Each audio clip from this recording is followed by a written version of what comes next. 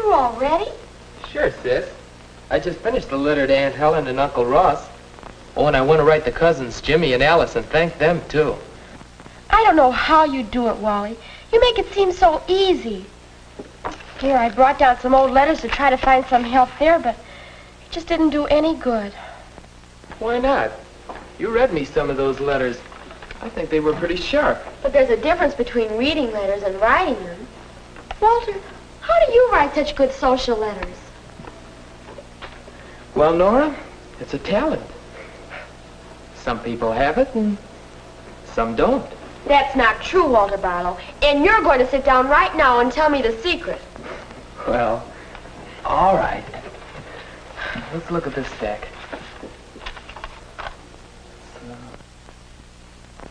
What are you doing?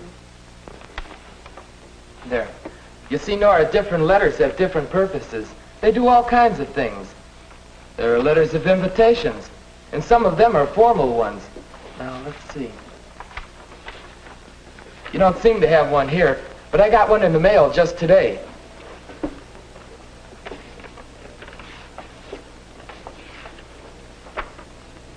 See?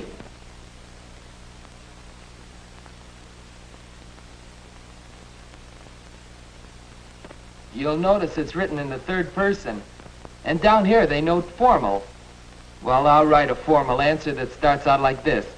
Mr. Walter Barlow accepts with pleasure. And so on, you know. And of course I'll dress formally for the occasion when I go. You know, it's only when the party's formal that the invitation is written in the third person. Now take an informal invitation like this one.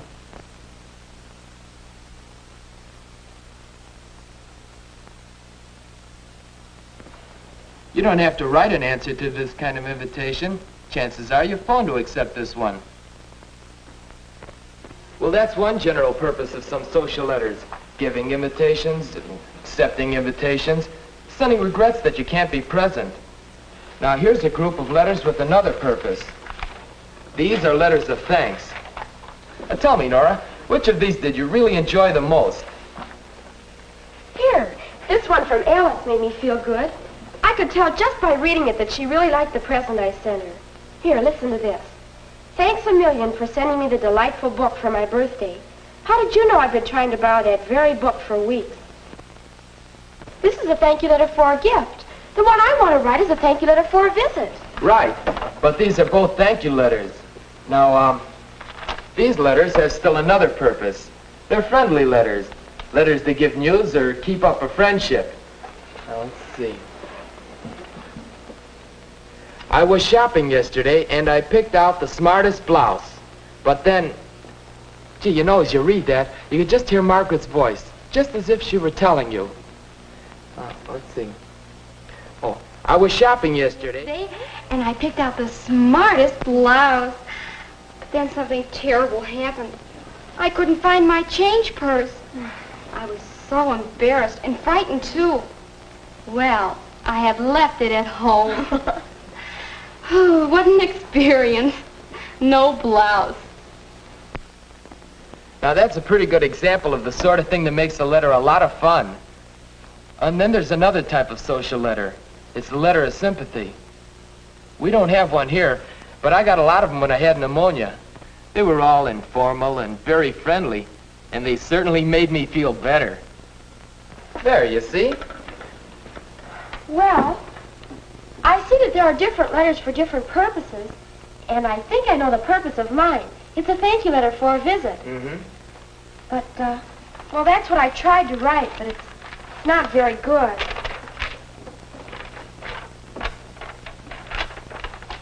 On notebook paper. And torn out. Written in pencil. Hey, you'll want it neater than that. And you better check that spelling, too. Read it, please. Okay. Dear Uncle Ross and Aunt Helen, I hope you are all well. I want to thank you for having Walter and me for the gorgeous visit. We had a good time. Can you imagine what they think if they read such a letter?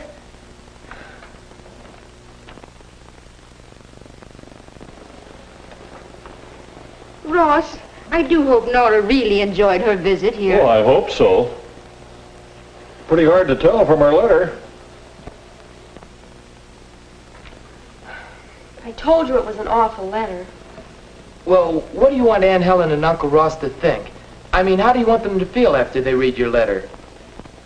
Well, I want them to feel pleased.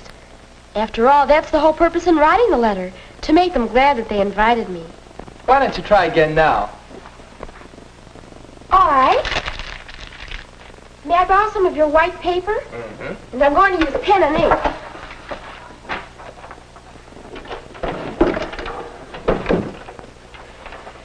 Now try to imagine what you want your letter to look like. Look at the page. See what should go on it. First, you'll want your address and the date, of course. Then the salutation. And the main part of the letter.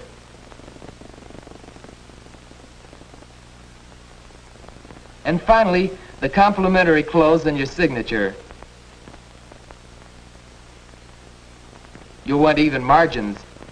And you'll want the page well aligned. Now, you got the idea? Yes, I think so. First, my address and the date.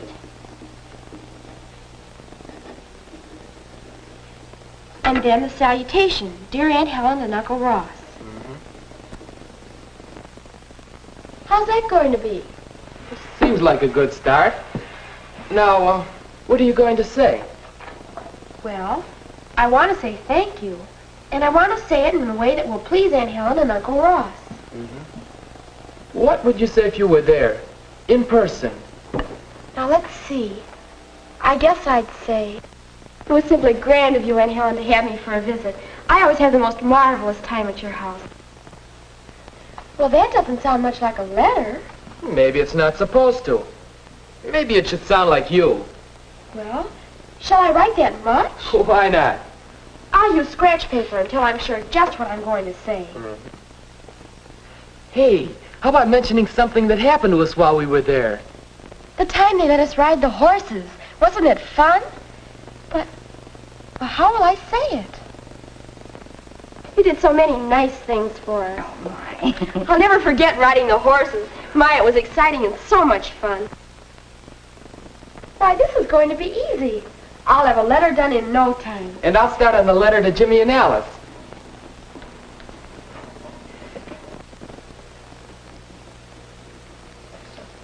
There. I think that's a good thank you note. Do you want to hear it? All right. Just a minute. The page certainly looks neat. Hey, that's good.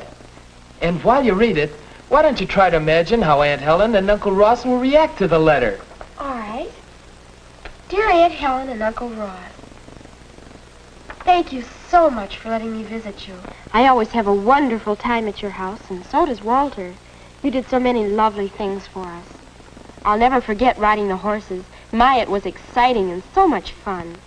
But most of all, I think I enjoyed just being at your house and being your guest. So I do mean it when I say thank you. Affectionately, Nora. You know, Nora, that's not bad at all. With a little practice, you'll be a whiz at writing letters. Thanks, Walter. You know, writing letters is just a talent. Some people are born with it, some aren't. I'm glad you appreciated my help. Seriously, though, you're writing a letter to Jimmy and Alice. Can it be from both of us? Gee, Well, there are lots of things I'd like to say to them. I'd like to tell them about our visit, and I'd like to give them some news, too. Well, all right. We might as well write it together. Here, you can write some now. Oh, good. You know, I think writing letters is going to be a lot of fun.